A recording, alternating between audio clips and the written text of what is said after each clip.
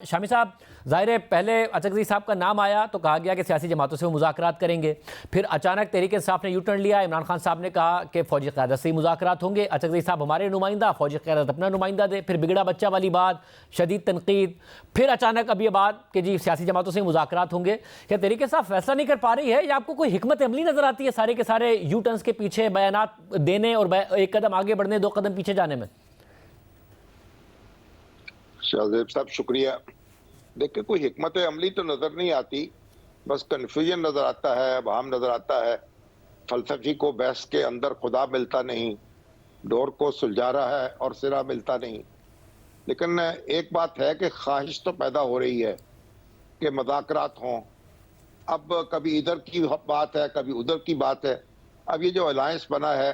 تحریک تحفظ آئین، طریقے سے تو نہ اتحاد چل سکتے ہیں، نہ کوئی مذاکرات کی بات ہو سکتی ہے، اور نہ ہی یہ ہو سکتا ہے کہ محمود خان اچکزئی کو ایک بار ایک حکم دے دیا جائے، دوسری بار دوسرا حکم دے دیا جائے. ان کا ایک اپنا مینڈیٹ ہونا چاہیے. جو اتحاد کی جماعتیں ہیں وہ خود فیصلہ کریں، اور وہ محمود خان اچکزئی جو ہیں وہ اپنی ذمہ داری سنبھالیں، اور جس سے بات کر سکتے ہیں اس سے بات کریں، جس سے بات ہو سکتی ہے اس سے بات کریں. اور عمران خان صاحب ذرا بیک سیٹ پہ بیٹھ جائیں. اور یہ مگر اس طرح ہو نہیں رہا. تو جو ہو رہا ہے اس سے تو لگتا ہے کوئی نتیجہ نہیں نکلے گا، اور بس ابہام پیدا ہوگا. اور اسی طریقے سے اپنی اپنی جگہ سارے جو کردار ہیں وہ اپنا کام کرتے رہیں گے یا کام دکھاتے رہیں گے. اور اس طرح خان صاحب جو ہیں ہو سکتا ہے ان کو بھی کوئی ریلیف ملتا چلا جائے، ہو سکتا ہے ان کی مشکلات میں اضافہ ہوتا چلا جائے، ہو سکتا ہے حکومت کی مشکلات بڑھ جائیں یا کم ہو جائیں. لیکن گویا ہر ایک نے اپنا اپنا کام کرنا ہے اور ایک دوسرے کی طرف دیکھتے رہنا ہے اور کوئی قدم آگے نہیں بڑھانا ہے. تو اس سے تو پھر کوئی مسئلہ حل نہیں ہوگا. اس وقت عمران خان کی بھی ضرورت ہے، پی ٹی آئی کی ضرورت ہے، اور ہماری ریاست کی بھی ضرورت ہے کہ اس ملک میں ٹینشن ختم ہو. آپ دنیا میں دیکھیں کیا ہو رہا ہے اور کس طرح بادل منڈرا رہے ہیں. مگر اس سب میں اور ظاہر خطے کے حالات جو ہیں وہ بہت نازک نظر آتے ہیں. پاکستان میں ایک الگ ہی معاملہ نظر آ رہا ہے. بٹ عاصمہ صاحب، آپ کو لگ رہا ہے کہ فائنلی یہ ادراک ہو گیا ہے تحریک انصاف کو کہ اسٹیبلشمنٹ سے مذاکرات نہیں ہو پائیں گے، تنقید بھی کرنا، مذاکرات بھی، بات بھی کرنا، ہیٹ بھی بڑھانا، یہ نہیں ہو پائے گا، اور حکومت سے ہی کرنے ہیں، یا پھر محمود خان اچکزئی صاحب کو مینڈیٹ دیں گے پھر پیچھے ہٹ جائیں گے؟ جی بہت شکریہ شاہزیب. دیکھیے پہلی تو بات یہ سمجھنے کی ضرورت ہے کہ عمران خان صاحب جو ہیں وہ اسٹیبلشمنٹ کے نمائندے کے ساتھ بات کرنے کے لیے تیار کیوں ہیں، تیار کیوں رہے ہیں، اور اس کا جواب کیا ہے. اس کے تناظر میں اگر دیکھا جائے تو آج کی جو ڈیولپمنٹ ہے جس میں کہ راجہ پرویز اشرف صاحب نے ایوان میں کھڑے ہو کے یہ کہا ہے کہ بات چیت کی جائے اور آگے بڑھا جائے، اور محمود خان اچکزئی صاحب بھی کسی طریقے سے سامنے آئے. تو وہ ایک ادارہ جاتی فیصلہ ہے جو کہ ہماری اطلاعات ہیں کہ ادارے کی طرف سے یہ کہا گیا ہے کہ عمران خان صاحب کے ساتھ براہ راست مذاکرات نہیں کیے جائیں گے،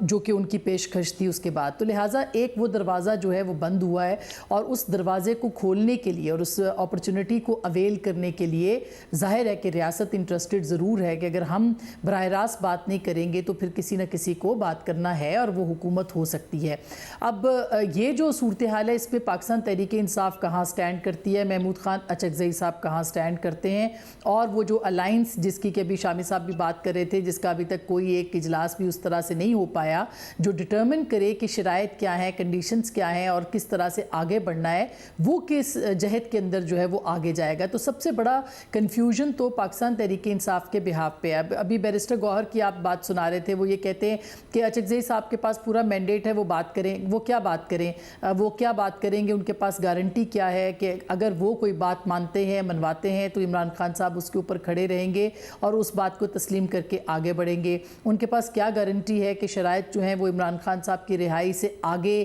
جو پارلیمنٹ کی بالادستی یا پھر جو فوج کا سیاسی کردار ختم ہونا چاہیے اس تک بھی جا پائے گی یا نہیں جا پائے گی؟ تو میرا نہیں خیال کہ پاکستان تحریک انصاف نے اپنا مینڈیٹ، یا خان صاحب نے اپنا مینڈیٹ ایون اپنے چیئرمین کو بھی دے رکھا ہے کہ وہ اس پہ کلیئرٹی کے ساتھ جو ہے وہ آگے بڑھیں. تو ایک طرف تو انہوں نے جو یہ اپنی تباہ آزمائی کی ہے کہ کسی طریقے سے یہ کمیونیکیٹ کیا جائے کہ وہ فوج کے نمائندے کے ساتھ بات کریں گے، اور دوسری جانب فوج کی طرف سے جو اس وقت تک کا واضح انکار ہے وہ یہ بات ثابت کرتا ہے کہ پاکستان تحریک انصاف سیاسی جماعتوں کے ساتھ بات کرے گی، اور یہ ٹائم جو ہے یہ پاکستان کی حکومت یا سیاسی جماعتیں جو اس وقت پاور میں ہیں وہ ڈیسائیڈ کریں گی کہ تحریک انصاف کے ساتھ ان کو کس طرح سے کب اور کن شرائط کے اوپر بات چیت کرنی ہے۔ فی الحال اس وقت جو ہے وہ نظر آتا ہے۔ جی اور شامی صاحب، یہ جو معاملہ ہے ظاہر ہے عمران خان صاحب کی طرف سے تنقید کا جو پہلو ہے اور محور ہے وہ یہ تھا کہ میں ادارے پر نہیں شخصیات پر تنقید کر رہا ہوں، شخصیات سے غلطی ہو سکتی ہے۔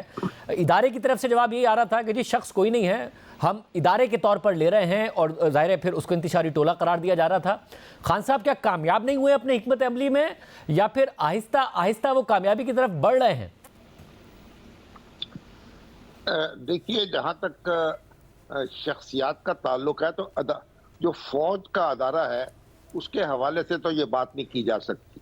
وہاں تو جو فرد واحد ہے، جو کمانڈر ہوتا ہے، اسی کا حکم چلتا ہے، اس کے بغیر پتہ بھی نہیں ہلتا۔ یہ کوئی سیاسی جماعتیں نہیں ہیں، وہاں تو کوئی اختلاف رائے کی گنجائش ہوتی ہے، اور لوگ مختلف طریقے سے سوچتے ہیں اور مختلف طریقے سے ایکٹ اور ریئیکٹ کر سکتے ہیں۔ اگرچہ اب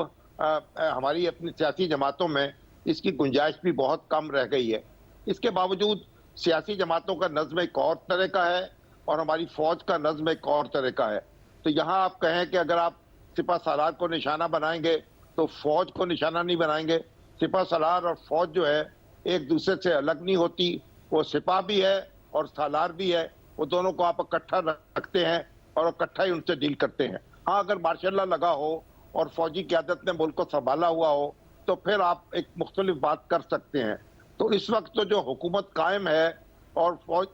فوج ایک ادارے کے طور پر اس کی پشت پہ کھڑی ہے، تو خان صاحب کو توأن و کرہن جلد یا بدیر اسی حکومت سے بات کرنی ہوگی اور اس کے اتحادیوں سے بات کرنی ہوگی، اور ان کے لیے بڑا اچھا موقع ہے کہ وہ اپنا جو تحریک تحفظ آئین ہے اس کا ایک نظم قائم کریں اور اس نظم کو آگے بڑھنے کا موقع دیں، تاکہ انہیں پھر یہ بار بار جو نہ روکنے کی ضرورت ہوگی نہ ٹوکنے کی ضرورت ہوگی۔ تو بگڑے ہوئے بچے تو سارے ہی ہیں۔ آپ کس کے بارے میں کہہ سکتے ہیں کہ بچہ فلاں بچہ بہت اچھا ہے اور فلاں نے بڑی ٹرافی جیت کے لایا ہے اور اسے بڑا ہر کلاس میں اول آتا رہا ہے؟ جتنے بھی بچے ہمارے سامنے ہیں ان کے تو سارے معاملات ہم واقف ہیں اس سے، تو اس لیے ایک دوسرے کو اب تانے دینے کا معاملہ نہیں ہے، نہ کوئی ایک دوسرے کو درست کرنے کا معاملہ ہے، اپنے آپ کو درست کرنے کا معاملہ ہے، اور سارے اپنے آپ کو درست کریں گے تو ہر چیز درست ہوتی چلی جائے گی۔ آسما آپ بتائیے گا، ظاہر 9 مئی سے پہلے بھی تحریک انصاف کے اندر یہ سوچ پائی جاتی تھی، اس کا کہیں نہ کہیں اظہار بھی کیا جاتا تھا کہ خان صاحب بڑے پاپولر ہیں، وہ شخصیات وہ تو کبھی فوج کو پر تنقید کرتے ہی نہیں ہیں، وہ تو ظاہر قوم کو ایک باپ کے ہیں، بہتری کی بات کرتے ہیں۔ خان صاحب نے پھر پچھلے دنوں اس بات کا اظہار کیا، آگے سے جواب یہی آ رہا ہے کہ جی آپ ادارے کو ہی ٹارگٹ کر رہے ہیں، آپ شخصیات کو نہیں کر رہے ہیں۔ خان صاحب کہیں نہ کہیں کامیاب ہوئے یا کوئی کامیابی انہیں نہیں ملی ہے پچھلے 1-1.5 سال میں اس حوالے سے؟ میرا نہیں خیال ان کو شاہ زیب کو کامیابی ملی ہے، کیونکہ وہ اپنی پاپولیرٹی کا فائدہ اٹھانا چاہتے تھے کہ وہ اقتدار کے لیے نہیں لیکن کم از کم اختیار کے لیے جو ہے وہ آگے بڑھیں اور ایک ایسی جگہ پہ آ جایا جائے جہاں پہ ہر فیصلہ ایون باہر ہونے سے اقتدار سے باہر ہونے کے باوجود عمران خان صاحب جو ہے وہ کریں۔ لیکن جو انہوں نے آرمی چیف کو یا سپاہ سالار کو